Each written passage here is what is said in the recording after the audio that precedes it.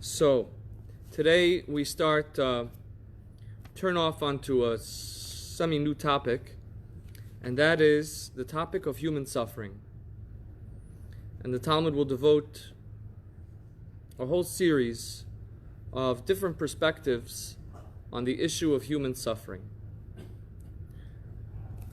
So keep in mind that each teaching shows one perspective, and they're not the same for everyone. They're not the same at every time in our lives.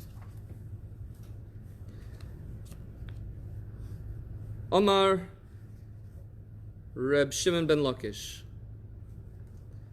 Reish Lakish taught, Kol ha'osek b'Torah yisurim b'deilin heimenu.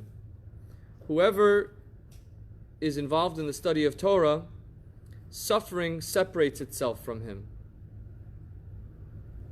He repels suffering, or he has like a force field, so the suffering doesn't reach him. Shenemar uvnei reshef yagbihu uf, and the sparks are lifted up, they fly. Vein uf el Torah, and uf refers to the flying, refers to Torah. Shenemar brings another pasuk, another verse from Mishlei, from Proverbs. Hitif einecha bo ve'einenu. You look your eyes into it, and it is not there. And the word hitif has the same root as the word uf. You glance at it, and it's not there. Vein reshef el yisurin, and the word reshef, sparks, refers to suffering. Shenemar ulechume reshef, and they're bread of sparks. They eat sparks, and it's referring over there to, in the context of the tochacha, of God's punishment. And so that's to say that reshef, the sparks, refers to suffering, and uf refers to the Torah. So what does this mean? Someone who studies Torah, someone who's involved in the Torah, doesn't suffer? And also, what is this idea of Torah being referred to as flying? So, a story. The Ben Ish Chai tells the story of a great tzaddik, a great righteous man, who walked into a study hall, into a base medrash. And the study hall was filled with people, scholars, like a kollel maybe, scholars learning in pairs, arguing over the Talmud, discussing it in depth, offering explanations, challenging the explanations, bringing examples, discounting the examples in the classical methodology of Talmud study. And you could hear the sounds of study from far and wide. And this great tzaddik says to the students, he says, you know, this room is filled with Torah up to the ceiling. Wow, they thought, what a great compliment. He really thinks we're great. He says, what I mean to say is that your Torah only goes up to the ceiling. That is to say that potentially your Torah could fly all the way to the heavens. And it could be, creating angels. You could be connecting with God through your Torah.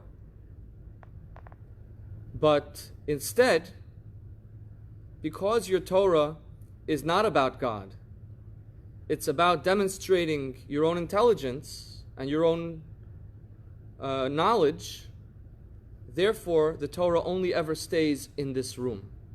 Because it's not about God, it's about what happens in this room. And so therefore, Reish Lakish brings this verse, this pasuk that refers to uf, to flying, not oaf, a bird, uf, flying. That is to say that we're talking about the kind of Torah that is not about accomplishment, it's not about achievement, it's about connecting with Hashem, connecting with God.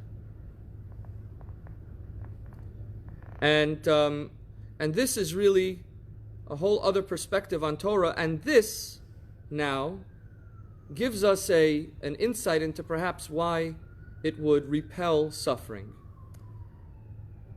What is the nature of Torah? Now we think about these scholars who are studying Torah, and most of the Torah that people study isn't about God.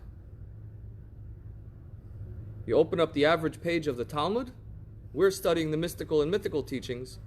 It's a very small percentage of the entire Talmud. The average page of the Talmud talks about a thief. It talks about somebody who lost something, and what do you do if you find it? It talks about disputes between business partners. It talks about divorce law and marriage law. All of this is talking about not only human beings, but the lowest kind of circumstances that a human being can find themselves in. So it's quite understandable that a person could study that and become caught up in the analysis of the human experience and to really learn it as a human. But we have to ask, why is the Torah talking about such things? Why don't we just study Kabbalah the whole time? And learn about, if it's about connecting with God, let's learn about God. And the answer is because the first verse of the Torah says, in the beginning God created the heavens and the earth, which is essentially the mission statement of the entire Torah, which is that we should, in the heavens and the earth, be able to connect, be able to manifest the divine plan in the heavens and the earth. That we should be able to live according to a godly plan as human beings. And therefore, it's specifically in the analysis of the human condition. It's specifically in the analysis of the most low circumstances that a human being can find themselves in that we begin to understand that we can implement the real original mission statement. That the higher it comes from, the lower it must fall. Or the higher, from the higher up you threw it, the furthest you intend it to reach. And so that God's teaching of Torah was meant to impact in those circumstances. Now, the nature of that, therefore, is that when I'm studying, when a person understands this, that this is a divine plan meant to be implemented on the earth in the lowest of the low, when I understand this, now I recognize that not only are these human problems not obstacles to connecting with God, they are pathways to connecting with God. Meaning, if I were to stay in the temple, in the Beis Medrash, in the study hall, the entire time, and shut myself off from these kinds of human circumstances, I would be missing the opportunity, or rather, I would be missing the purpose for which all of this was created. Now, I'm certainly not saying that a person should go out and steal in order to do teshuvah and in order to connect with Hashem after repenting from the sin of theft. That's not a plan. If a person says, I will sin in order to do teshuvah, he's not given the opportunity, heaven doesn't make it easy for him to do teshuvah, because that's not the way the plan is supposed to go. Rather, that we're supposed to be interfacing. These stories in the Talmud should be real to us, that we should be able to understand what they are, or that we should see ourselves as impacting the kind of world that the Talmud is describing. And so it's part of a larger system that the scholar is a part of and impacts the wider world. But the Talmud is not a theoretical, it's not theory, it's a map for somebody who's on a journey. And so these problems of humanity described in the Talmud are actually the pathway to connecting with Hashem. And I give you an example specifically from the bird, from the flight. There was once a bird who didn't know how to fly. He was a bird who landed on a desert island, dropped as an egg, and came out and had never seen a bird fly before. Didn't know what flying was. And all his life, he was complaining about these annoying flaps that he has on his back. And he wanted to have them taken off. He has an extra finger, he wants it cut off.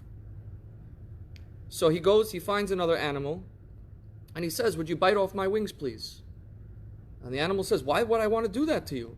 He says, "They're extra, they get in the way, they're always catching onto things, and it's just annoying. Take off my wings." The animal explained to him, no, with these wings you can fly. And now he realized that this extra appendage on his back was not only not an annoyance, it was the ability to bring him back home. And so Torah has this capacity to transform what was first seen as an unnecessary and even annoying appendage, which is the limitations of the human condition and the weakness of the human condition and the failures and mistakes that human beings make, has the ability to turn it into a perspective, giving the right perspective. It has the ability to transform it into understanding that this is the way God intended for us to connect to Him. Now, particularly when it comes to Yisurim, and this also explains why it doesn't say you are protected from suffering. It says that suffering is separated from Him, which doesn't say that He doesn't experience the things that someone experiences when they suffer. It's just that there's a kind of a distance. There's a kind of objectivity. He's able to create space between the experience and the suffering. Who was it that said, pain is, we can't avoid pain, but suffering is voluntary. That is, that people have bad things happen to them, but there's also a matter of our perspective of how much that is a part of us. And the perspective is to some degree a choice. And the Torah, specifically the study of Torah, that is designed to give us the perspective that everything in our life is a connection to Hashem, it has the potential to change our wings into flight. And finally, what is suffering at all? Yisurin, suffering, is the experience of limitation. It's always everything, every suffering. If it's poverty, it means that my funds are limited.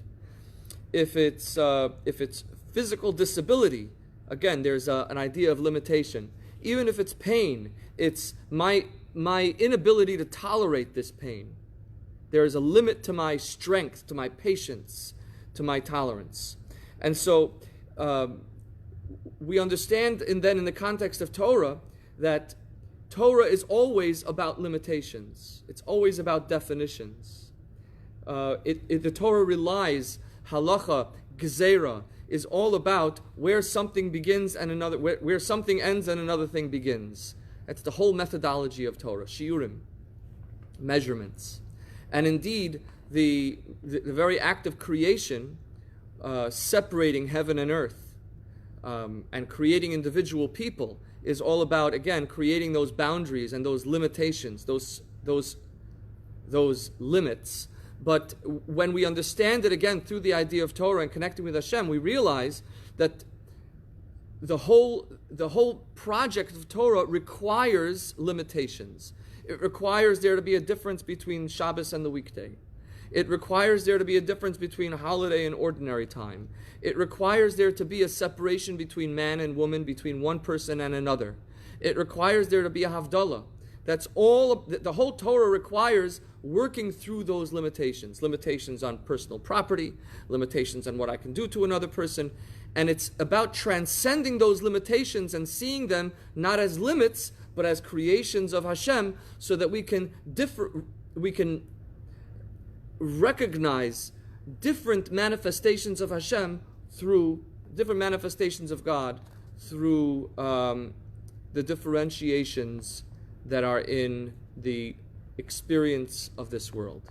So, kol ha'osek b'Torah yisurim b'delin himenu, somebody who is involved in the study of Torah has the ability to separate the suffering and to translate the seemingly negative experience into a deeper relationship with Hashem.